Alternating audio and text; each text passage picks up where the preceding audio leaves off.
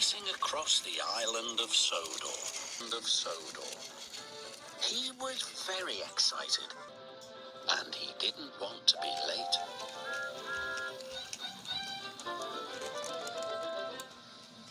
Right on time, said Sir Topham Hatt. Thomas and Percy looked at the big tank engine. He was very smart. This is Arthur, said Sir Topham Hatt. He's here to shunt trucks and pull freight. Nice to meet you, puffed Arthur politely. And he's got a spotless record, Sir Topham Hatt added. What's a spotless record? Whispered Percy. It means he's never been naughty or made a mess, replied Thomas. The three engines were soon at work. Thomas and Percy were bumping freight cars. They knew this was naughty, but they were having fun. Join in, Arthur, said Thomas. No, thank you, wheezed the new engine. He'd never been naughty before. Arthur's first job was to push a trainload of fruit to market. The freight car started to sing. A root toot toe, we want to go. The fruit's going off 'cause you're too slow. How rude, huffed Arthur. This gave Thomas a naughty idea. Sir Topham Hatt doesn't like the freight cars singing, said Thomas. You must stop them. Thank you, said Arthur. I will. Arthur was glad he could keep the freight cars in order. He'll never stop the freight cars from singing, laughed Thomas. Arthur chuffed cheerfully through the countryside. Soon the freight cars started singing again. Chug, chug, chuff, you tug and huff, but you're so rusty you can't even puff. Stop singing, huffed Arthur. Freight cars should do as they are told. The foolish freight cars were cross. If they couldn't sing, they would teach Arthur a lesson instead. We'll show him, they giggled. He can't push us around.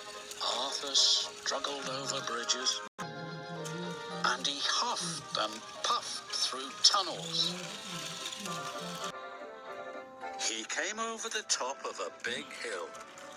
You can't catch us, laughed the freight cars. Whee! But there was trouble ahead. Duck had stopped at the crossing at the bottom of the hill. Arthur's driver applied the brakes, but it was too late. Squashed fruit flew everywhere.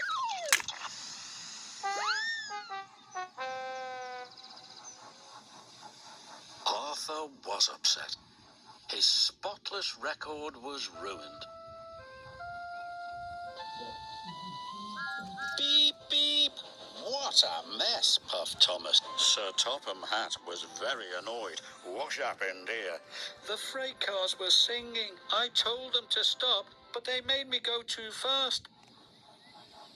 Please, sir, it's my fault. Thomas told Sir Topham Hatt what he had done. Arthur, it's fruitless for me to say more, but Thomas, you must help clear up this mess. Harvey arrived with the breakdown crane. He could see there was a lot of work to be done.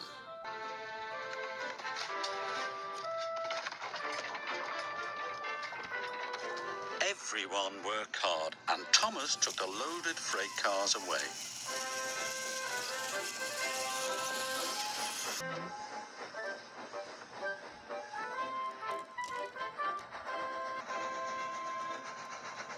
That evening, Arthur was having the squashed fruit cleaned out of his funnel.